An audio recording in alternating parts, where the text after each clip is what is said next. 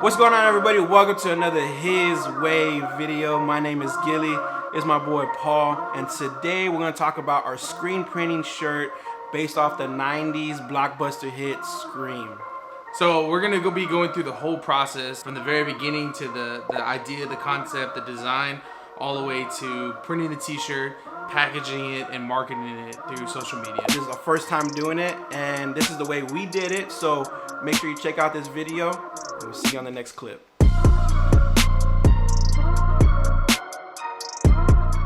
So Scream, you think about the 90s blockbuster hit.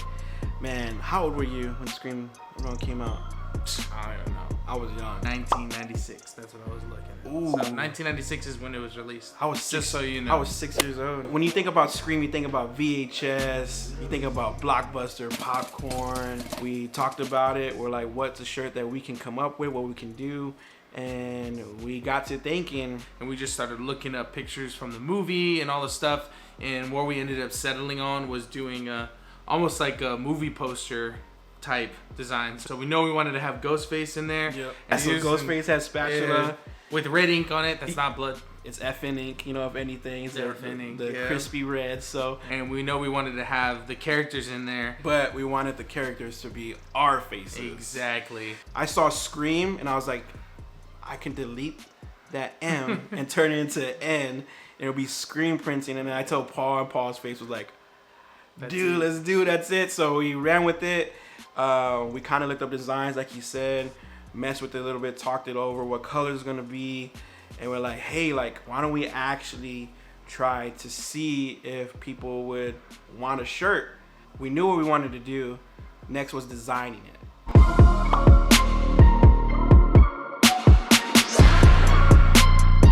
With this design, we wanted to try to do something different.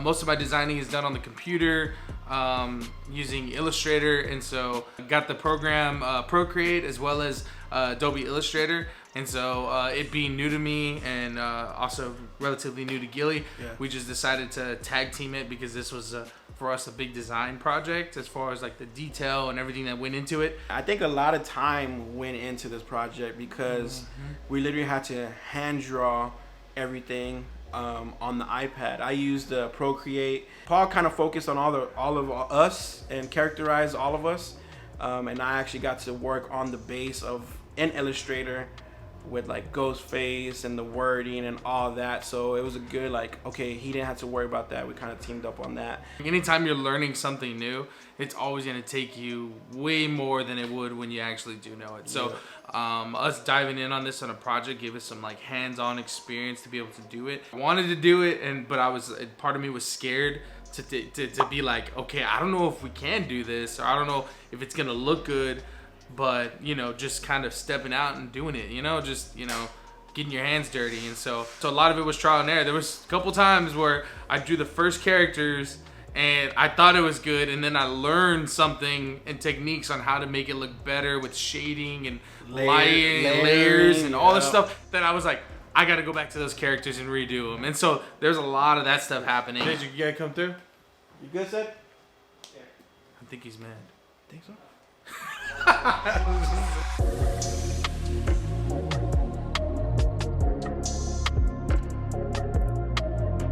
After getting the design laid out and all together, everything the way we wanted, the next step was burning screens. But for us to be able to do that, we need transparencies.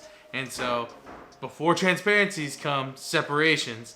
And so after having the image, those who are screen printers know this, you have to separate your image by color.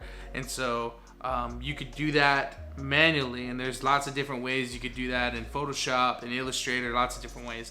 The way we found to be the most effective and fastest is Separation Studio. If you know, you know.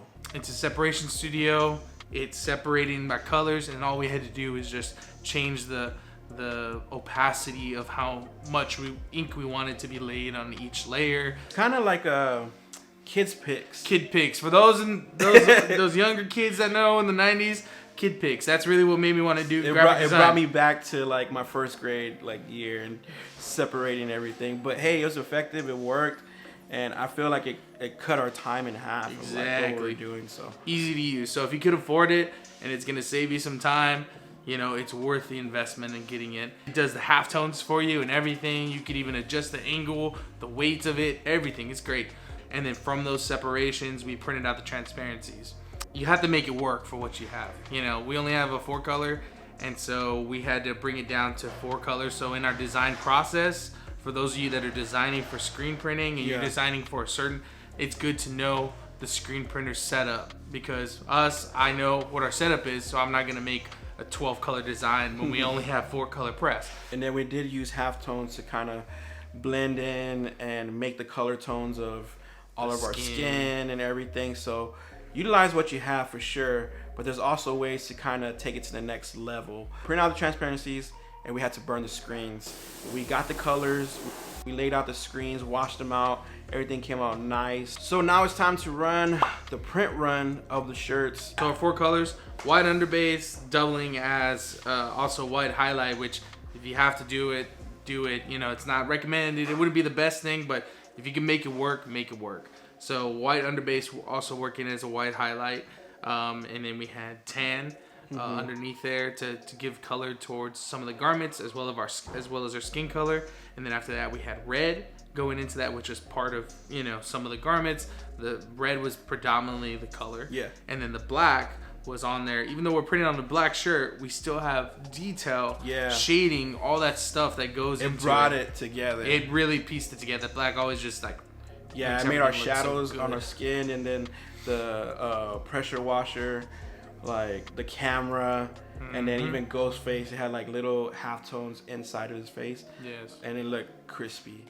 So after running the shirts and knowing that it's possible to print this, we wanted to see the feedback on our social media. And me and Paul got together like, okay, like how can we create like a buzz, or how can we constantly put this on our platform to get people excited for the drop? And we utilized Instagram, of course. We did like different pictures. We actually shot some B-roll that was actually used in this video. We posted on social media like, hey, screen printing. We used some cool music, did some transitions, and we just posted that. And people were like, man, this looks pretty cool. And they just see us designing, but they don't see the shirt. One of the things that I thought was really cool that we did, that I was excited about doing, that was relatively new to us, was kind of been part of building that anticipation using Instagram.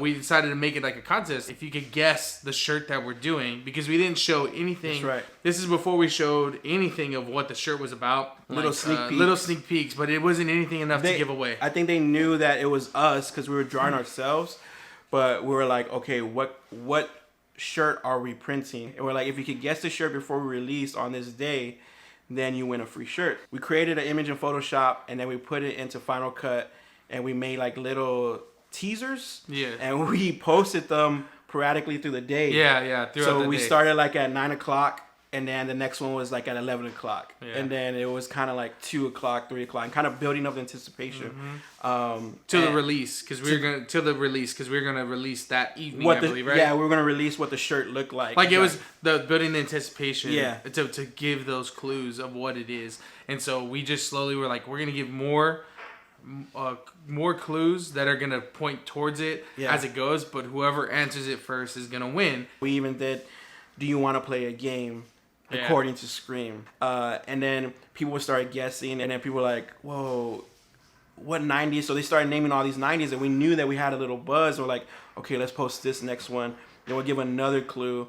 And then all behind, Ghostface was hiding in the image. There was like trees, and he was like very small. The opacity on him was very low, so you can barely see him. And then we ended off with the phone, and we're like, here's your last clue. And then we did like a little phone pop up, and it kind of rang. And then we got the clip of the movie, and he was like, do you want to play a game? And it was, who is this? And it was like, and at the end, we show the image, and it kind of zooms in, and it shows him in the background. And then we kind of did the scary movie. But it was just a fun little project that we did. But throughout that time, in that one day, we built anticipation, and people were like clicking, and it brought so much traffic to our page, and it actually went into sales from that too. So it was successful. We run a video after that, and we showcased the shirt, how it looks like. And after that, a lot of more people were like, "Oh man, I want a shirt," even though I didn't win and stuff. And in the end run, it worked out.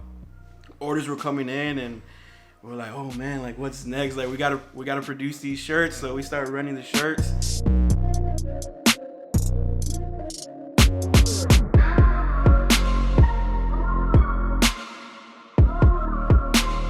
Packaging, like let's go all the way. If we're gonna do this, we went this far, let's just go all the way. Yeah. So packaging, we bought some, you know, it's like a roll of plastic bags that you could cut, and then you seal with the heat sealer.